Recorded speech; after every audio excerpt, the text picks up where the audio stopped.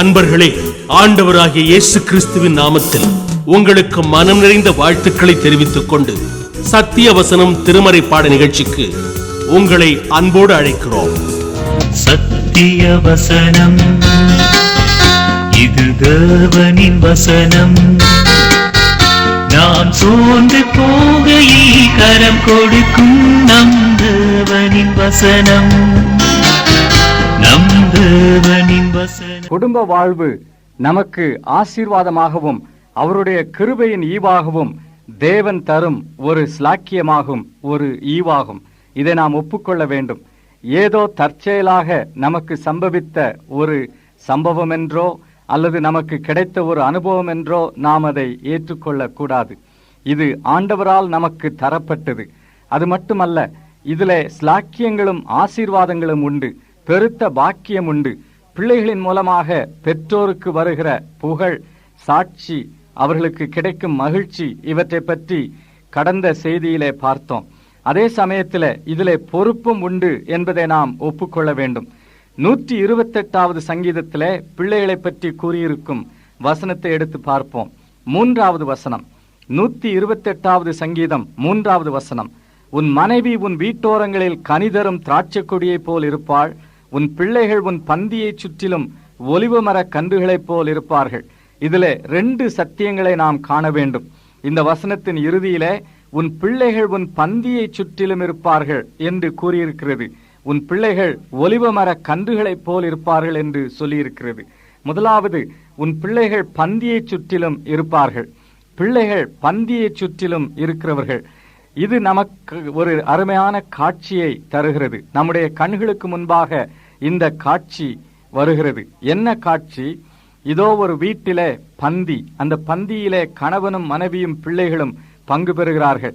பிள்ளைகள் தகப்பனாரோடு கூட சேர்ந்து அந்த பந்தியிலே வீற்றிருக்கிறார்கள். பெற்றோருக்கும் பிள்ளைகளுக்கும் உள்ள நல்ல ஐக்கியத்தை, உறவை இந்த காட்சி நமக்கு எடுத்து காட்டுகிறது. பெற்றோருக்கும் பிள்ளைகளுக்கும் சரியான உறவு இருக்கும்பொழுது பிள்ளைகள் நல்ல ஆவிக்குரிய நிலையிலே, மனநிலையிலே வளருவார்கள். அவர்களுடைய வளர்ச்சியிலே எந்த சேதமும் ஏற்படாது. ஆனால் பெற்றோருக்கும் பிள்ளைகளுக்கும் உள்ள உறவு பாதிக்கப்படும் பொழுது அந்த பிள்ளைகள் மனநிலை குந்தினவர்களாக, அவர்களுடைய ஆழ்தத்துவம் பாதிக்கப்பட்டவர்களாக வளரக்கூடும். இது அவர்களை எவ்வளவோ அதிகமாக பாதித்துவிடும். ஒரு சிறு பையன் அவனுடைய பிறந்த நாள் அன்று தகப்பன் அவனுக்கு ஒரு நல்ல பிறந்த நாள் பரிசு கொடுத்தார். தகப்பனால் தனக்கு கிடைத்த ஈவு என்று உற்சாகத்தோடு கூட அதை கொண்டு போய் தன் அறைக்குள்ளே வைத்து அதை சுற்றியிருந்த காகிதத்தை எல்லாம் எடுத்து அது என்னவாயிருக்கலாம் என்று ஆவலோடு பார்த்தான். அது என்ன தெரியுமா? ஒரு செங்கல். அந்த செங்கலை நன்றாய் சுற்றி ஈவாக கொடுத்து விட்டார் அந்த தகப்பன். அது மட்டுமல்ல, அந்த செங்கல் மேலே ஒரு சின்ன கடிதம் இருந்தது. அந்த கடிதத்தை எடுத்து வாசித்தான் தம்பி. நான் சொன்னபடியெல்லாம் நீ கேட்பதில்லை, ஆகினாலே உனக்கு தகுதியான பரிசு, ஈவு இதுதான் என்று அதில் எழுதியிருந்தது. அவன் உள்ளம் பெருத்த துக்கமடைந்தது, பெருத்த அதிர்ச்சிக்குள்ளானான். அன்றிலிருந்து யாரையும் அவனால் நம்ப முடியவில்லை. தன் சொந்த தகப்பனே தன்னை நேசிக்கிறேன் என்று கூறுகிறவர் தனக்கு விதமான ஒரு ஈவை கொடுத்து விட்டாரே என்கிற அந்த ஏக்கத்தோடு, ஏமாற்றத்தோடு அவன் வளர்ந்தான். அன்பை பெற்றுக்கொள்ளவும் அன்பை கொடுக்கவும் முடியாதபடி அவனுடைய ஆழ்தத்துவம் பாதிக்கப்பட்டது. அவன் வாலிபனான பொழுது திருமணம் செய்து கொண்டான். திருமண வாழ்விலே அவனால் மனைவியை நேசிக்கவே முடியவில்லை. மனைவியின் அன்பை பெற்றுக்கொள்ளவும் அவனால் முடியவில்லை. ஆகையினாலே அவனுக்கும் மனைவிக்கும் உள்ள உறவு பாதிக்கப்பட்டது. கடவுளும் தன்னை நேசிக்கிறார் என்கிற சத்தியத்தை அவனால் ஏற்றுக்கொள்ள முடியவில்லை. இவ்விதமாய் அவன் ஆவிக்குரிய வாழ்க்கையிலும் மனநிலையிலும் பாதிக்கப்பட்டவனாய் வாழ்ந்து வந்தான். காரணம் என்ன? ஒரு தகப்பன் தகாத விதமாக அவனை நடத்திவிட்டார். அவனை கண்டிக்க வேண்டிய பிரகாரமாக கண்டிக்காதபடி தம்முடைய அன்பு அவனுக்கு இல்லை என்று அவன் அறியும்படி செய்துவிட்டார். ஆகையினாலே அவன் வாழ்க்கை பாதிக்கப்பட்டது. பெற்றோருக்கும் பிள்ளைகளுக்கும் உள்ள உறவு முக்கியமானது. ஆனால் ஒரு நாள் அந்த அருமையான வாலிபன் ஆண்டவரை தன் சொந்த இரட்சகராக ஏற்றுக்கொண்டான். அன்றைக்கு மாறாத அன்பை, எப்பொழுதும் திருப்தி கொடுக்கக்கூடிய அன்பை அவன் கண்டுகொண்டான். ஆண்டவர் தன்னை ஏமாற்ற மாட்டார், அவரோடு தனக்கு உள்ள உறவிலே தனக்கு பாதுகாப்பு உண்டு என்பதை கண்டுகொண்டான். அதற்கு பிறகு மற்றவர்களின் அன்பை பெற்றுக்கொள்ளவும் மற்றவர்களுக்கு அன்பை கொடுக்கவும் அவனால் முடிந்தது. என் அருமையான சகோதரனே, சகோதரியே, பிள்ளைகளை நாம் எவ்வளவாய் கண்காணிப்போடு கரிசனையோடு அன்போடு நடத்த வேண்டும் என்பதை இது எடுத்து காட்டுகிறது. அவர்களை பல வழிகளிலே வசைச்சொல் கூறி நிந்திக்க கூடாது. கழுதை என்றும் எரும மாடு என்றும் கூறி அவர்களை நடத்தக்கூடாது. அது மட்டுமல்ல, அவர்களுடைய மனநிலை பாதிக்கும்படியாக, அவர்களுடைய பாதுகாப்பு உணர்வு பாதிக்கப்படும்படியாக நடத்தக்கூடாது. அவர்களோடு உள்ள ஐக்கியம் முக்கியமானது. பந்தி இருக்கிறவர்கள் பந்தியை சுற்றிலும் அவர்கள் இருப்பார்கள் என்று இங்கே தெய்வ வசனம் கூறுகிறது. அவர்களோடு உறவாடுவதற்கு உரையாடுவதற்கு பெற்றோர் சமயம் எடுத்துக்கொள்ள வேண்டும். ஒருவேளை தகப்பனுக்கு அதிக வேலை அலுவல் இருந்தாலும், வியாபாரத்திலோ தொழிலிலோ அலுவலகத்திலோ பலவிதமான பிரச்சனைகளும் பாரங்களும் இருந்தாலும், வீட்டுக்கு வரும்பொழுது அதையெல்லாம் ஒதுக்கி வைத்துவிட்டு தன் சொந்த பிள்ளைகளோடு பழக வேண்டும். பிள்ளைகளோடு நண்பனாக பழகுகிற தகப்பன் அந்த பிள்ளைகளை தனக்கென்று ஆதாயப்படுத்திக் கொள்வான். ஆனால் பிள்ளைகளை பார்க்கும் பொழுதெல்லாம் எரிச்சல் கொண்டு அவர்கள் மேல் எரிந்து விழுந்து அவர்களை திட்டுவதும் அடிப்பதும் கண்டிப்பதும் மட்டும் செய்துவிட்டு அன்பு செலுத்தாதபடி, அவர்களோடு நேரம் எடுத்து பேசாதபடி இருக்கும் தகப்பன் தன் பிள்ளைகளை இழந்துவிடக்கூடும். அது மட்டுமல்ல, அந்த பிள்ளைகள் யாரும் தங்களை நேசிப்பார்கள் என்று நம்பவே மாட்டார்கள். இப்படிப்பட்ட குறையோடு, ஆழ்தத்துவத்திலே உள்ள குறைபாடோடு அவர்கள் வளருவார்கள். ஆகினாலே தகப்பன் பிள்ளைகளை நடத்துகிற விதம், தகப்பனுக்கும் பிள்ளைகளுக்கும் உள்ள உறவு முக்கியமானது. சில குடும்பங்களிலே தாயிடத்தில் தான் பிள்ளைகள் அன்பை காண்பார்கள். ஆனால் தகப்பனாரிடத்திலே கண்டிப்பையும் கோபமான முகத்தையும் இதோ சர்வாதிகாரியின் அதிகாரத்தையும் தான் காண்கிறார்கள். இது தவறாகும், திருமறைக்கு விரோதமானதாகும். என் அருமையான சகோதரனே, உன் பிள்ளைகளை பொறுத்த மட்டிலே உன்னுடைய நடவடிக்கைகளும் உறவும் சரியாய் இல்லாமல் இருக்குமானால் அதை திருத்திக் கொள்ள வேண்டும். கலாச்சாரத்தின்படி, பண்பாட்டின்படி இப்படித்தான் பிள்ளைகளை நடத்த வேண்டும் என்று நாம் தர்க்கம் பேசக்கூடாது. திருமறை நமக்கு வழிகாட்ட வேண்டுமே ஒழிய சமுதாயத்தின் ஆசாரங்களோ அல்லது பண்பாட்டின் முறைபாடுகளோ நம்மை நடத்த முடியாது. திருமறை என்ன கூறுகிறது? பிள்ளைகள் பந்தியை சுற்றிலும் இருப்பார்கள். நல்ல உறவு, நல்ல ஐக்கியம் காணப்பட வேண்டும் என்பதை இது எடுத்து காட்டுகிறது. தாயாரும் பிள்ளைகளை நேசித்து அவர்களோடு பழக வேண்டும், தகப்பனாரும் பழக வேண்டும். பெற்றோர் தங்கள் பிள்ளைகளோடு நண்பர்களைப் போல பழகும்பொழுது பிள்ளைகள் தங்கள் உள்ளங்களை திறந்து அந்த பெற்றோரோடு தங்கள் பிரச்சனைகளை பகிர்ந்து கொள்வார்கள். எதையும் பெற்றோருக்கு மறைத்து வைக்க மாட்டார்கள். அப்படிப்பட்ட ஒரு உறவு பெற்றோருக்கும் பிள்ளைகளுக்கும் நடுவில் இருக்க வேண்டும். இல்லையானால் பிள்ளைகள் மற்ற நண்பர்களை தேடி செல்வார்கள், தங்கள் ரகசியங்களை மற்றவர்களோடு பகிர்ந்து கொள்வார்கள், பெற்றோரிடத்திலே எதையுமே மறைத்து வைத்துக் கொள்வார்கள். அப்படிப்பட்ட நிலை ஏற்பட்டால் பிள்ளைகள் கெட்டு போய்விடக்கூடும். இவ்விதமான நிலை ஏற்படாதபடி நாம் காத்துக்கொள்ள வேண்டும். சில பண்பாடுகளிலே தகப்பனார் ஒரு குட்டி ராஜாவைப் போல, சர்வாதிகாரியைப் போல குடும்பங்களிலே நடப்பது இயல்பான காரியம். ஏனென்றால் அப்படித்தான் எல்லா குடும்பங்களும் நடைபெறுகின்றன. சமுதாயத்திலே இது ஏற்றுக்கொள்ளப்பட்ட ஒரு வழக்கமாயிருக்கிறது. அவ்விதமாகவே நம்முடைய இந்திய சமுதாயத்திலும் கூட பிள்ளைகள் தகப்பனோடு பேசுவதற்கு அஞ்சுவார்கள். தகப்பனாரிடத்தில் எதை கேட்க வேண்டுமானாலும் தாயின் மூலமாகத்தான் கேட்பார்கள். தகப்பனார் ஒரு குட்டி ராஜாவைப் போல, சர்வாதிகாரியைப் போல நடந்து கொள்வார். அவர் தம்முடைய மனைவியிடத்திலே ஆலோசனை கேட்பது கிடையாது, எதையும் பகிர்ந்து கொள்வதும் கிடையாது. பிள்ளைகளோடும் எதையும் பகிர்ந்து கொள்வது கிடையாது. பிள்ளைகளின் படிப்பை பற்றியோ, எதிர்காலத்தை பற்றியோ, திருமணத்தை பற்றியோ முடிவு செய்வது, தீர்மானம் செய்வது எல்லாம் தகப்பனார்தான். இப்படி குட்டி ராஜாக்களாய், சர்வாதிகளாய் வாழும் தகப்பன்மார் அறிந்து கொள்ள வேண்டிய ஒரு காரியம், இது திருமறைக்கு விரோதமான காரியமாகும். பண்பாட்டிலே, கலாச்சாரத்திலே ஏற்றுக்கொள்ளப்பட்டதானாலும் திருமறையினாலே ஏற்றுக்கொள்ளப்படாத ஒரு காரியம். திருமறை நமக்கு காட்டித்தரும் வழி என்ன? ஒரு தகப்பன் தன் பிள்ளைகளோடு நண்பனைப் போல பழக வேண்டும், அவர்களோடு ஐக்கியம் கொள்ள வேண்டும், உறவாட வேண்டும், முகமலர்ச்சியோடு நடந்து கொள்ள வேண்டும். எப்பொழுதும் கடுகடுப்பாக அவர்களை திட்டுவதும் கண்டிப்பதும் அடிப்பதும் இப்படி செய்து கொண்டே இருக்கக்கூடாது. சில தகப்பன்மார் கூறுவதை நான் கேட்டிருக்கிறேன். நாங்கள் கலகலப்பாக முகமலர்ச்சியாக பழகினால் அவர்கள் அதை தவறாக புரிந்து கொண்டு நாங்கள் விரும்பாத காரியங்களை எல்லாம் செய்து விடுவார்கள், கட்டுப்பாடும் கண்டிப்பும் குடும்பத்தில் இருக்காது என்று கூறுவார்கள். என் அருமையான சகோதரனே, உன்னுடைய கண்டிப்பும் கட்டுப்பாடும் கடுகடுப்பான முகத்தோடும் கோபத்தோடும் தான் நடைபெற வேண்டுமானால் அது தவறான முறையாகும். அன்போடு, ஐக்கியத்தோடு, அதே சமயத்திலே கண்டிப்பாய் கட்டுப்பாடோடு பிள்ளைகளை வளர்க்க வேண்டும். இவ்விதமான உறவும் உரையாடுதலும் பெற்றோருக்கும் பிள்ளைகளுக்கும் நடுவிலே அவசியம். உபாகமம் 6வது அதிகாரத்திலே இஸ்ரவேல் மக்கள் கானான் நாட்டிற்குள் செல்வதற்கு முன்பு அவர்கள் எவ்விதமாக தங்கள் பிள்ளைகளை போதிக்க வேண்டும், பிள்ளைகளை நடத்த வேண்டும் என்று ஆண்டவர் அவர்களுக்கு பல ஆலோசனைகளை தருகிறார். இந்த பகுதியை எடுத்து பார்ப்போம். உபாகமம் 6வது அதிகாரம் 6வது வசனம் முதல் எடுத்து பார்ப்போம். இன்று நான் உனக்கு கட்டளையிடுகிற இந்த வார்த்தைகள் உன் இருதயத்தில் இருக்க கடவுது. நீ அவைகளை உன் பிள்ளைகளுக்கு கருத்தாய் போதித்து, நீ உன் வீட்டில் உட்கார்ந்திருக்கிற போதும், வழியில் நடக்கிற போதும், படுத்துக் கொள்ளுகிற போதும், எழுந்திருக்கிற போதும் அவைகளை குறித்து பேசி, அவைகளை உன் கையின் மேல் அடையாளமாக கட்டிக்கொள்வாயாக. அவைகள் உன் கண்களுக்கு நடுவே ஞாபகக்குறியாய் இருக்க கடவுது. அவைகளை உன் வீட்டு நிலைகளிலும் உன் வாசல்களிலும் எழுதுவாயாக. இந்த வார்த்தைகளிலிருந்து நாம் அறிந்து கொள்ளும் சத்தியங்கள் என்ன? பிள்ளைகளுக்கு நாம் ஆண்டவருடைய சித்தத்தையும் அவருடைய வழிகளையும் போதிப்பது எப்படி? அவர்களோடு உள்ள இயல்பான உறவிலே, சாதாரண உரையாடலிலே இந்த சத்தியங்களை அவர்களுக்கு எடுத்துச் சொல்ல வேண்டும். பிள்ளைகளை உட்கார வைத்து குட்டி பிரசங்கங்கள் செய்வதன் மூலமாக அவர்களுக்கு நாம் அதிகமாக போதிக்க முடியாது. ஒருவேளை நம்முடைய குட்டி பிரசங்கங்களை அவர்கள் வெறுத்து உதாசீனம் செய்து விடுவார்கள். ஒரு சிறு தங்கச்சியோடு நான் பேசிக் கொண்டிருந்தேன். அவள் ஒரு பள்ளிக்கூடத்தின் விடுதியிலே தங்கி கற்று வந்தாள்.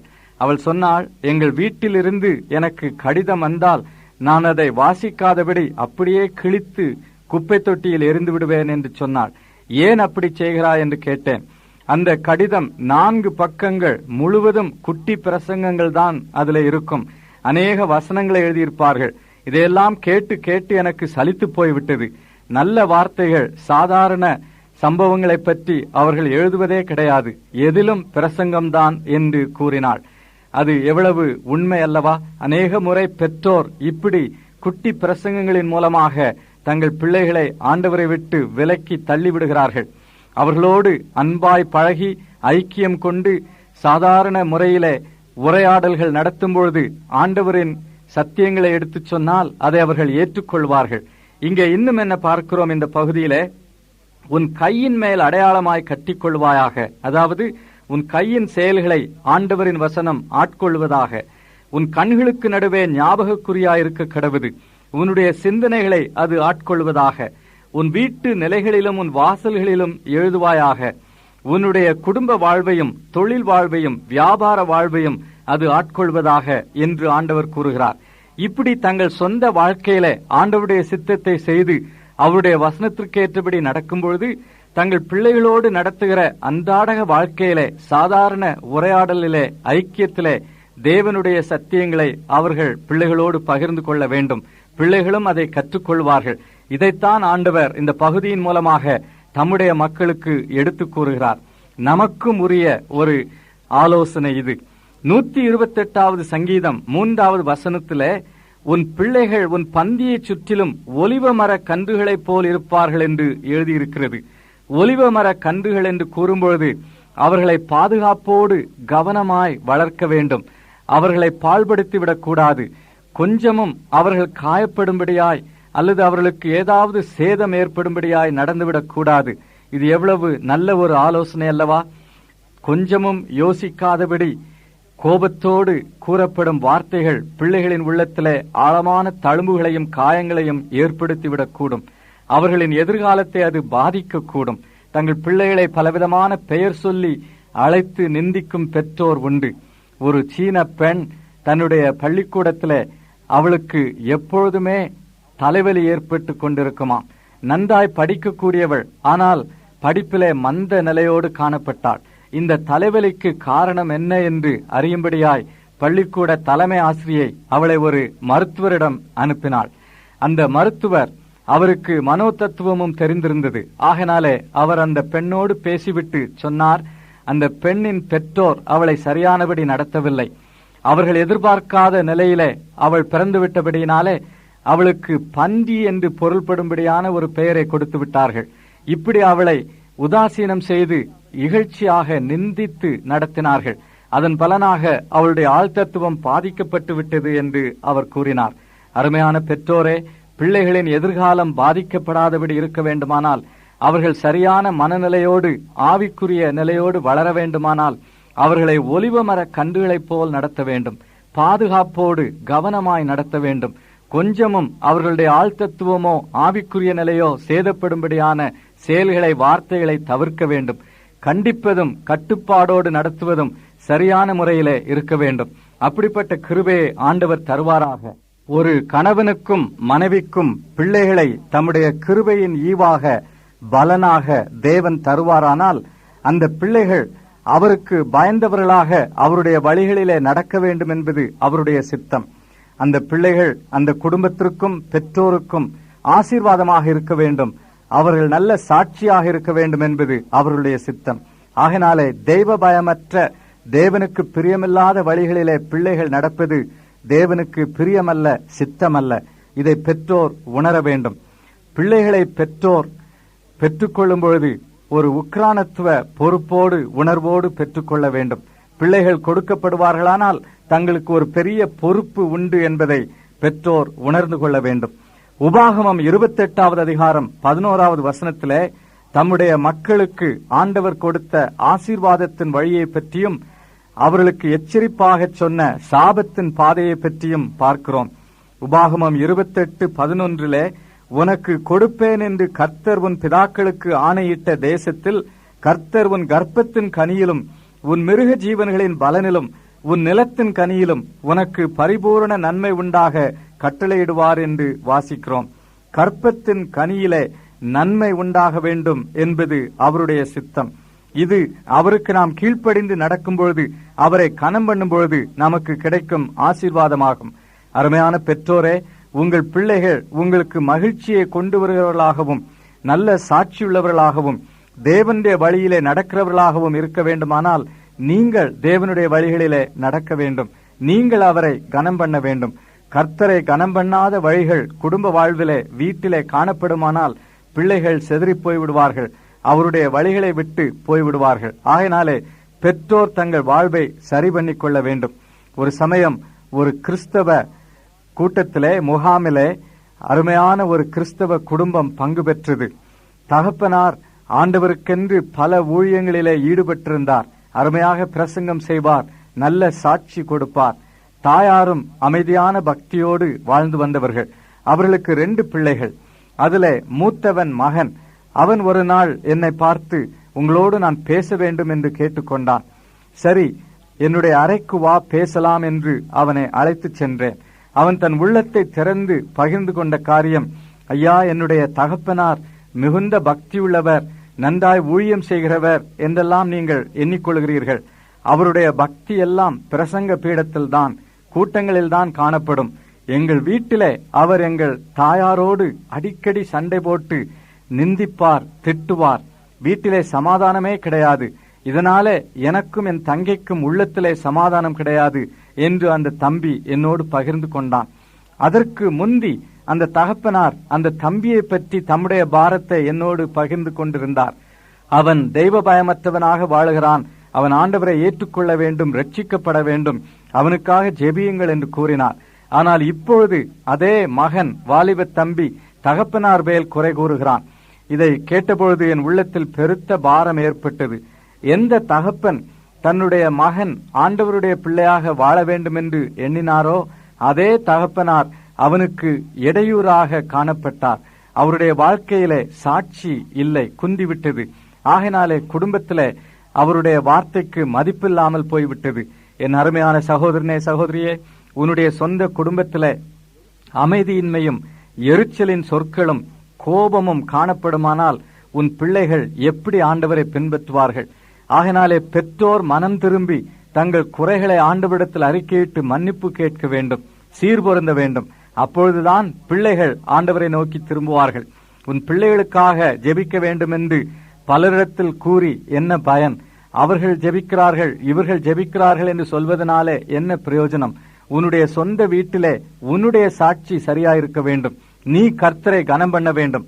அப்பொழுது பிள்ளைகள் தேவனுடைய வழிகளிலே நடப்பார்கள். இது திருமறையின் போதனையாகும். மல்கியா எழுதின தீர்க்கதரிசியின் நூல் 2வது அதிகாரம் 3வது வசனத்தை எடுத்து பார்ப்போம். இங்கே தேவன் என்ன கூறுகிறார்? நான் உங்களுடைய பயிரை கெடுத்து உங்கள் பண்டிகைகளின் சாணியையே உங்கள் முகங்களில் இறைப்பேன், அதனோடு கூட நீங்களும் தள்ளுபடியாவீர்கள் என்று கூறுகிறார். கண்டிப்பான வார்த்தைகள். இதிலே பயிர் என்கிற சொல் உங்களுடைய பிள்ளைகள் என்று மொழிபெயர்க்கலாம். ஏனென்றால் அது எபிரேய மொழியிலே வித்து என்கிற பதமாகும். உங்களுடைய வித்தை கெடுப்பேன் என்று ஆண்டவர் கூறுகிறார். ஆகினாலே சில ஆங்கில மொழிபெயர்ப்புகளிலே உங்கள் பிள்ளைகள் என்று, உங்களுடைய சந்தானம் என்று அது மொழிபெயர்க்கப்படுகிறது. ஆம், இப்படி ஆண்டவர் பிள்ளைகளை கெடுப்பேன் என்று கூறுகிறாரே, அதற்கு காரணம் என்ன? 2வது வசனத்தை எடுத்து பார்ப்போம்.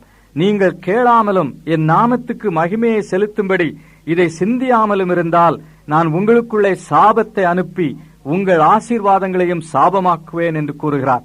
ஆசீர்வாதமாக கொடுக்கப்பட்ட பிள்ளைகள் சாபமாகி விடுவார்கள். ஏன்? பெற்றோர் ஆண்டவரை கனம் பண்ணாமல் அவருடைய நாமத்துக்கு மகிமையை செலுத்தாமல் இருந்தால் இது சம்பவிக்கும் என்று ஆண்டவர் கூறுகிறார். அதே மல்கியா 2வது அதிகாரம் 15வது வசனத்தை எடுத்து பார்ப்போம். அவர் ஒருவனை அல்லவா படைத்தார், ஆவி அவரிடத்தில் பரிபூரணமாயிருந்ததே, பின்ன ஏன் ஒருவனை படைத்தார்? தேவ பக்தியுள்ள சந்ததியை பெறும்படிதானே. ஆகையால் ஒருவனும் தன் இளவயதின் மனைவிக்கு துரோகம் பண்ணாதபடிக்கு உங்கள் ஆவியை குறித்து எச்சரிக்கையாயிருங்கள் என்று கூறுகிறார். தேவ பக்தியுள்ள சந்ததியை பெற வேண்டும் என்பது தேவனுடைய சித்தம். ஆனால் இளவயதின் மனைவிக்கு ஒரு கணவன் துரோகம் செய்யும் பொழுது அவனுடைய சந்ததி தேவபக்தியுள்ள சந்ததியாய் இருக்காது என்று இந்த வசனத்தின் மூலமாய் தெரிந்து கொள்கிறோம். ஆகையால் அருமையான பெற்றோரே, உங்களுடைய உறவிலே ஒருவருக்கொருவர் உண்மை இருக்க வேண்டும். துரோகம் காணப்படக்கூடாது. திருமண உறவை இச்சையினாலே, அசுத்த வாழ்வினாலே முறித்து விடுவோமானால் பிள்ளைகள் பாதிக்கப்படுவார்கள். தகப்பன் தன்னுடைய சொந்த மனைவிக்கு துரோகம் செய்து தவறான வழிகளிலே செல்வாரானால் அது பிள்ளைகளை பாதிக்கும். இதை தாவீதின் குடும்ப வாழ்விலே கவனிக்கிறோம் அல்லவா? தாவீது பத்சேபாளோடு விபசாரம் பண்ணினார், கொலை செய்தார். அவருடைய மூத்த மகன் அம்னோன் விபசாரியாகவும் அடுத்த மகன் அப்சலோம் கொலைகாரனாகவும் மாறிவிட்டான். தகப்பனின் பாவங்கள் குடும்பத்திலே காணப்படும். ஆகினாலே அருமையான பெற்றோரே, ஆண்டவருக்கு முன்பாக நாம் சீர்பொருந்தி அவரோடு ஒப்புரவாகி அவரை கனம் பண்ணும் வாழ்க்கையிலே நடக்கும் பொழுது பிள்ளைகள் ஆசீர்வதிக்கப்படுவார்கள். கர்த்தரை கனம் பண்ணுவதால் தேவ பக்தியுள்ள சந்ததி நமக்கு கிடைக்கும் பலன். இதை நாம் நினைவில் இருத்திக் கொண்டு நம்முடைய சொந்த வாழ்க்கையை சீர்படுத்திக் கொள்ள வேண்டும். இதிலே நான் வலியுறுத்தி சொல்ல வேண்டிய முக்கியமான ஒரு கருத்து, நம்முடைய கலாச்சாரத்திலும் பண்பாட்டிலும் சில முறைகள் கையாளப்படுகின்றன. பரம்பரையாக நமக்கு கொடுக்கப்பட்டிருக்கும் சில பழக்க வழக்கங்கள் உண்டு. அவற்றை நாம் விட்டுவிட வேண்டிய அவசியமில்லை. ஆனால் அவை திருமறைக்கு பொருந்தாததாக இருக்கும் பொழுது அவற்றை நாம் விட்டுவிட வேண்டியது அவசியம். ஏனென்றால் நாம் தெய்வராஜ்யத்தின் பிள்ளைகள். நம்மை வழிகாட்ட வேண்டியது தெய்வராஜ்யத்தின் சாசனமாகும். அதுதான் திருமறை. திருமறை குடும்ப வாழ்வை பற்றி, அதிலும் பிள்ளைகளை வளர்க்க வேண்டிய முறையை பற்றி அநேக சத்தியங்களை நமக்கு கற்றுத்தருகிறது. இதை நாம் நன்றாய் படித்து தியானித்து நமக்கு சொந்தமாக்கிக் கொள்ள வேண்டும். அது மட்டுமல்ல, இதை நடைமுறையிலே கொண்டு வர வேண்டும். இந்த சத்தியங்கள் ஒருவேளை நாம் பரம்பரையாக கடைபிடித்து வரும் முறைகளுக்கு எதிராக இருக்குமானால் அந்த முறைகளை நாம் விட்டுவிட வேண்டும். நம்முடைய குடும்ப வாழ்வை மாற்றி அமைத்துக் கொள்ள வேண்டும். நமக்கு வழிகாட்டி நம்முடைய கலாச்சாரம் அல்ல, பண்பாடு அல்ல, சமுதாயத்தின் முறைகள் அல்ல, உற்றார் உறவினர் சொல்லும் சொற்கள் அல்ல. நமக்கு வழிகாட்டி ஆண்டவருடைய வசனம், சத்திய வசனம். ஆகினாலே அதற்கேற்றபடி நம்முடைய வாழ்க்கையை நாம் அமைத்துக் கொள்ளும் பொழுது நம்முடைய குடும்ப வாழ்விலே மகிழ்ச்சி இருக்கும், ஆசீர்வாதம் இருக்கும். அநேக குடும்பங்களிலே பிள்ளைகளை பற்றி ஏராளமான குறைகளை பெற்றோர் கூறுவதை நான் கேட்டிருக்கிறேன். தங்களுடைய பிள்ளைகள் வழி தவறி செல்லுகிறார்கள், தெய்வ பயமில்லாதவர்களாய் வாழுகிறார்கள், பலவிதமான கெட்ட பழக்க வழக்கங்களுக்கு தங்களை கொடுத்து விடுகிறார்கள், போதை பொருட்களுக்கும் குடிப்பழக்கத்திற்கும் அடிமையாகி விடுகிறார்கள் என்றெல்லாம் பெற்றோர் கூறுவதை நான் கேட்டிருக்கிறேன். பெற்றோர் ஆண்டவரை கனம் பண்ணாதபடி தங்களுடைய குடும்ப வாழ்வையும் பிள்ளைகளை வளர்ப்பதையும் அவருடைய வசனத்திற்கேற்றபடி செய்யாததினாலே இந்த நிலை அநேக குடும்பங்களிலே ஏற்படுகிறது. ஆகினாலே இந்த வசனங்களை, சத்தியங்களை நாம் நன்றாய் கற்று அறிந்து கொள்ள வேண்டும். பெற்றோருக்கும் பிள்ளைகளுக்கும் நடுவில் இருக்கிற உறவிலே அன்பு, மரியாதை, கவனமாக அவர்களை பார்த்து கொள்வது, அவர்களுக்காக அக்கறை கொள்வது, இது முக்கியமானது என்று ஏற்கனவே கவனித்தோம். பிள்ளைகள் ஒலிவமர கன்றுகளைப் போல் இருக்கிறார்கள். அவர்கள் சேதப்படும்படியாக, பாதிக்கப்படும்படியாக எதையும் செய்துவிடக்கூடாது, பேசிவிடக்கூடாது என்று பார்த்தோம். இந்த பிள்ளைகளை தேவன் நமக்கு ஒரு உக்ரானத்துவமாக கொடுத்திருக்கிறார்.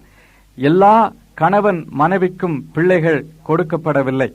ஆனால் யாருக்கு பிள்ளைகள் கொடுக்கப்படுகிறார்களோ அவர்களுக்கு பிள்ளைகள் ஆசீர்வாதமாக, உக்ரானத்துவமாக கொடுக்கப்படுகிறார்கள். அந்த பெற்றோருக்கு குறிப்பான பொறுப்பு உண்டு. பிள்ளைகளை ஆண்டவருக்கென்று வளர்க்க வேண்டும். மல்கியா தீர்க்கதரிசி எழுதின நூலிலே 3வது அதிகாரத்திலே இதை தெளிவாய் நாம் காண்கிறோம். மல்கியா 2வது அதிகாரம் 15வது வசனம். அவர் ஒருவனை அல்லவா படைத்தார், ஆவி அவரிடத்தில் பரிபூரணமாயிருந்ததே, பின்ன ஏன் ஒருவனை படைத்தார், தேவ பக்தியுள்ள சந்ததியை பெறும்படிதானே என்று எழுதியிருக்கிறது.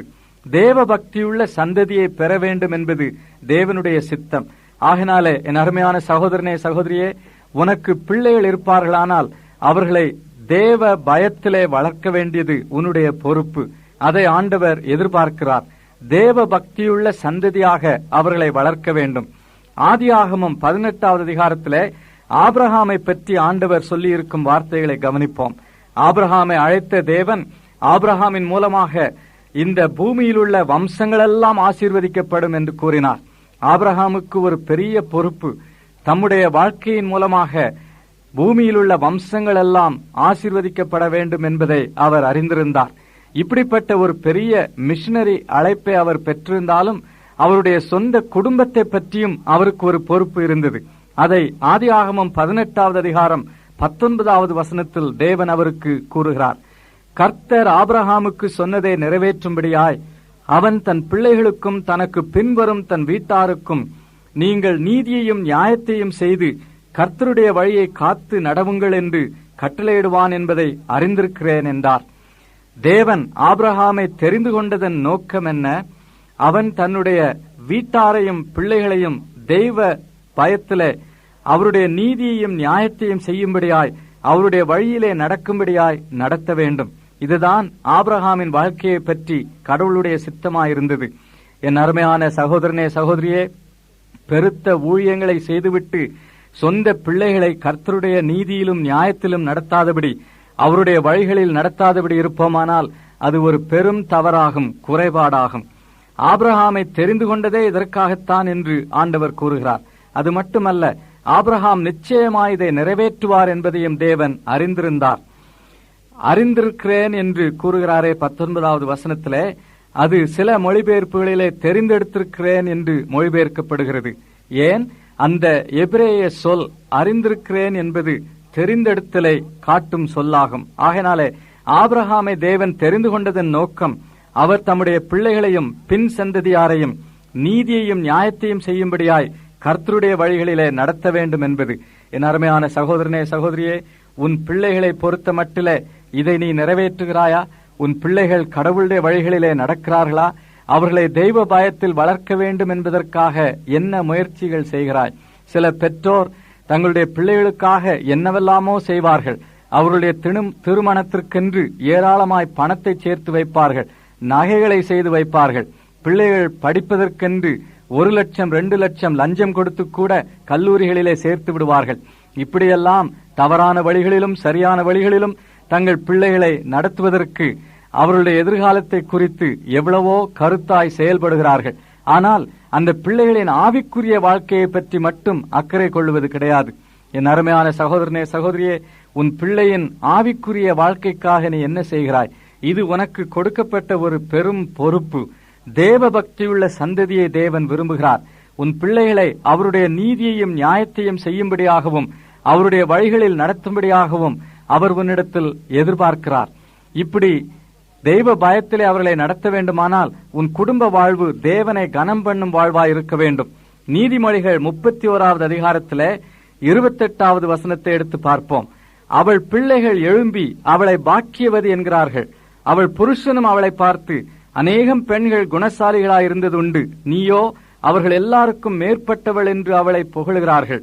இந்த பெண் குணசாலியான பெண், தெய்வ பயமுள்ள பெண், தன் பிள்ளைகளால் பாராட்டப்படுகிறாள். காரணம் என்ன? அவளுடைய சொந்த கணவர் அவளை பாராட்டுகிறார். கணவனுக்கும் மனைவிக்கும் உள்ள உறவு சரியா இருக்கும்பொழுது பிள்ளைகள் பெற்றோரை மதிப்பார்கள், தெய்வ பயத்திலே வளர்வார்கள். இது ஒரு முக்கியமான சத்தியமாகும். கணவன் தன் மனைவியை புகழ்ந்து பாராட்டி அவளுக்குரிய கனத்தையும் மரியாதையும் கொடுத்து அவளை நடத்தும் பொழுது, மனைவியும் அவ்விதமாய் கணவனோடு நடக்கும் பொழுது பிள்ளைகள் பெற்றோரை பாராட்டுவார்கள். என் அருமையான சகோதரனே, சகோதரியே, இவ்விதமான குடும்ப வாழ்விலே உன் பிள்ளைகளை நீ தெய்வ பயத்தில் வளர்க்கும்படியாய் தேவன் உன்னை அழைக்கிறார்.